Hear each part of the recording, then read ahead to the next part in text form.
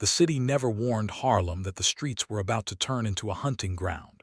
One day you could hear jazz spilling out of a club doorway, and the next day you could hear footsteps running hard down a hallway, a door slamming, and a gunshot that sounded like it belonged in a war, not in a neighborhood full of families.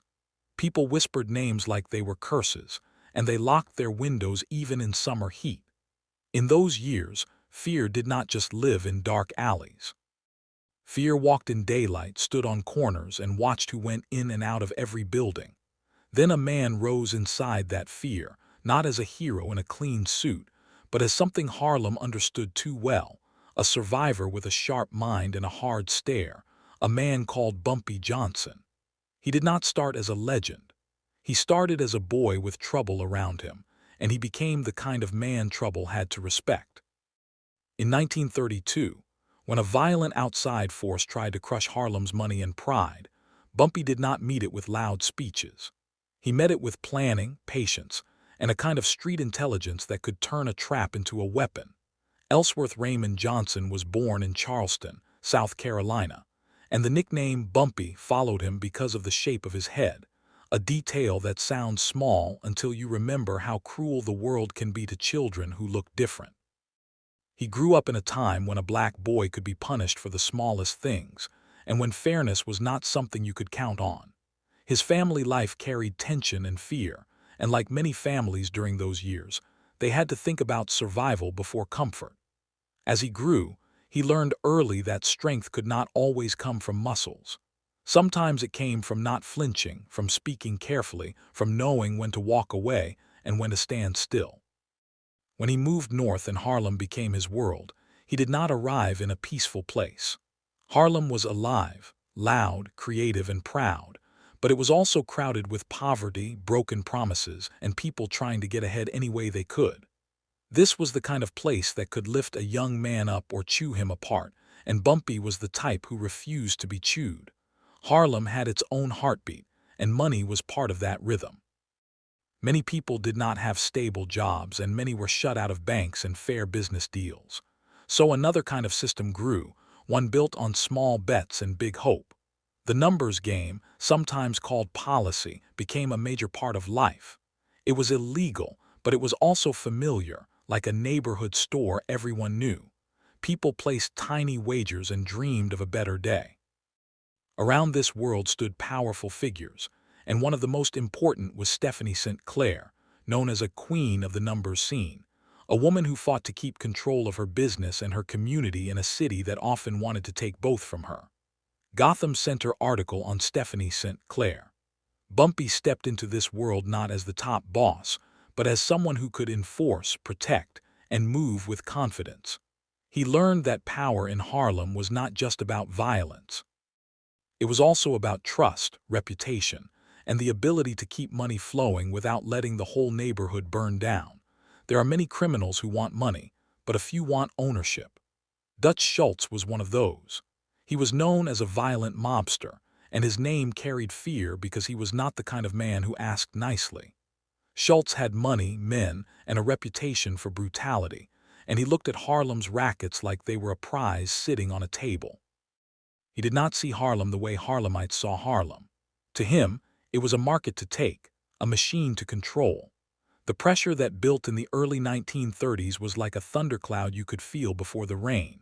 Stephanie St. Clair's side resisted, and Bumpy was part of that resistance. Sources often describe this conflict as a war over Harlem's rackets, tied to Schultz's attempts to break into the numbers world and crush local control, with major violence following. Bumpy Johnson overview. By 1932, Bumpy was not living a clean life, and the story was not pretty. Records and biographies describe him as in and out of prison through his early years, and when he left prison around that time, he did not step into wealth and safety. He stepped into struggle, but there is a special kind of danger in a man who has nothing to lose. He can take risks others will not take.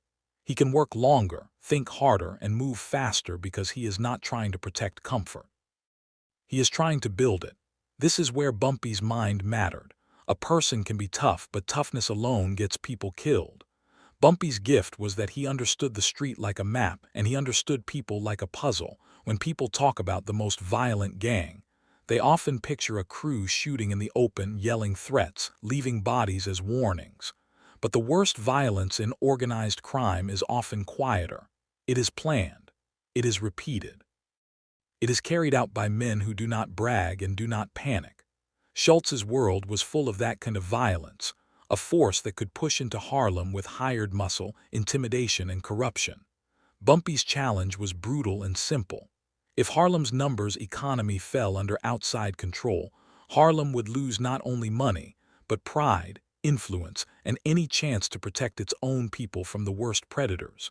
And Bumpy also knew something else. If this turned into pure street war with no strategy, Harlem would be soaked in grief, and the outsiders would still win. One of the smartest things a street strategist can do is force an enemy out of the shadows. An outside gang wants confusion. They want locals pointing fingers at each other, suspecting betrayal everywhere, wasting time in panic. Bumpy's approach was to make the threat clear, to make the story simple enough that people understood what was happening. Harlem did not need 100 rumors. Harlem needed a clear picture of who was trying to take what. That kind of clarity is powerful. It turns fear into focus. It turns scattered resistance into a wall. Accounts describing the conflict between St. Clair, Bumpy, and Schultz often frame it as a struggle to stop Schultz from taking over Harlem rackets, and they describe intense violence tied to that struggle. Black past profile of Bumpy Johnson.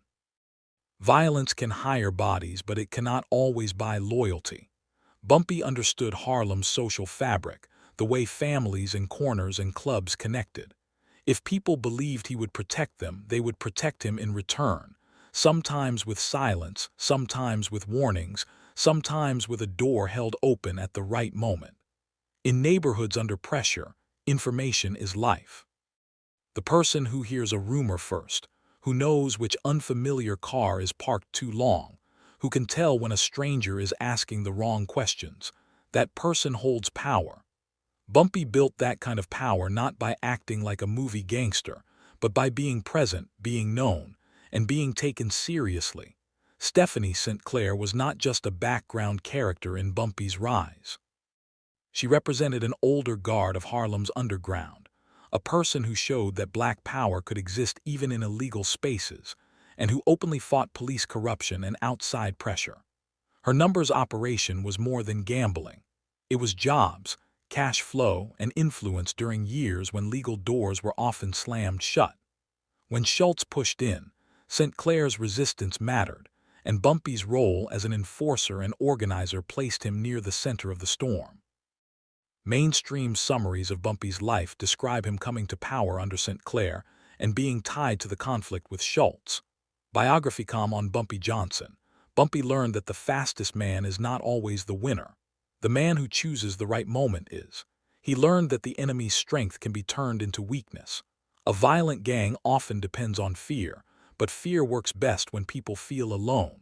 So Bumpy's response relied on connection. The streets could warn him when danger was moving. The neighborhood could hide him when it had to.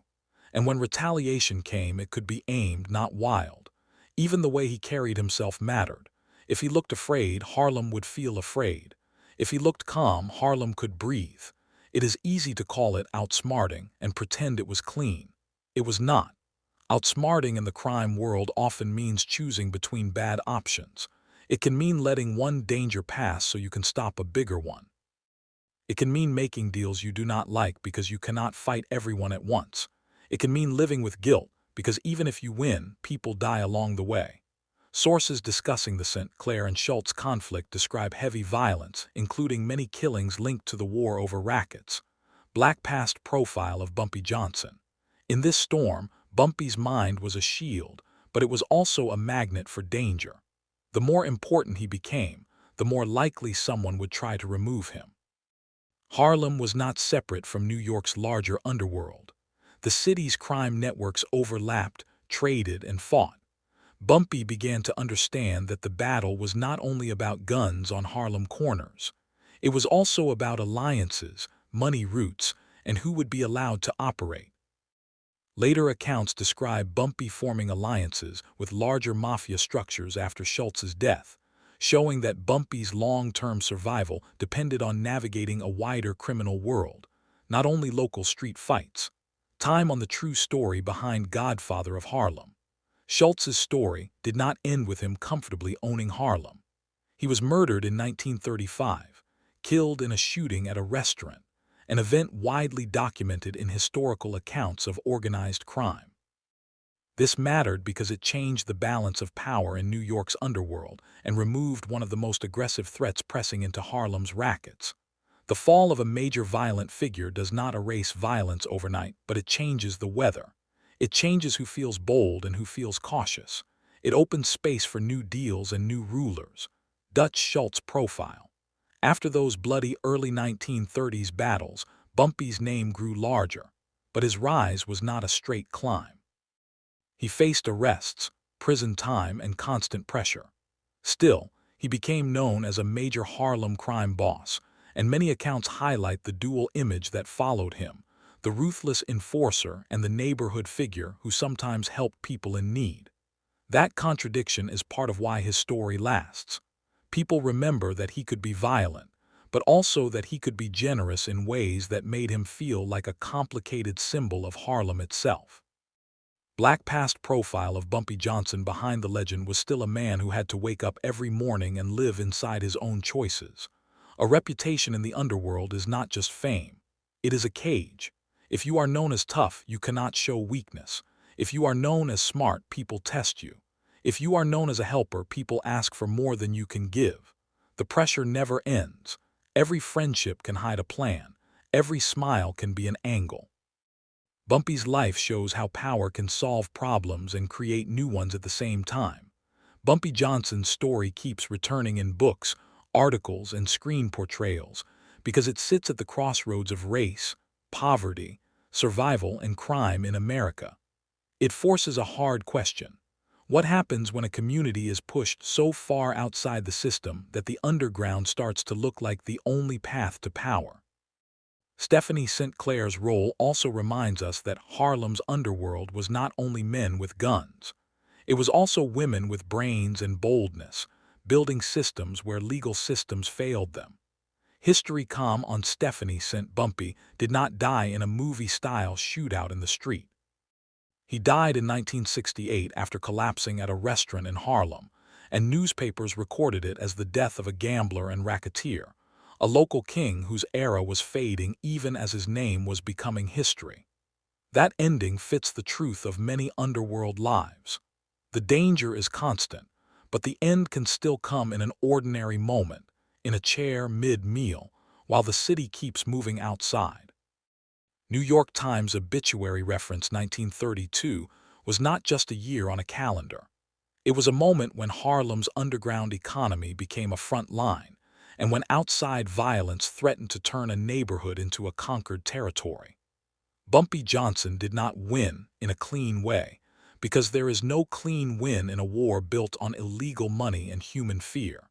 But he did something rare in that world. He survived the pressure long enough to shape outcomes, to protect influence, and to turn a violent push into a problem the outsiders could not solve easily. He used street loyalty like armor, patience like a weapon, and intelligence like a compass in a city where people got lost fast. His story is not a simple tale of good and evil. It is the story of a boy marked early by hardship, a man hardened by prison and power, and a Harlem figure who stood between his community and predators who believed they could take anything with enough guns. And even now, long after the shots faded, the question he leaves behind still echoes through American cities. When the world shuts a community out, what kinds of leaders rise inside the darkness, and what kind of price do they and everyone around them have to pay? Black past profile of Bumpy Johnson.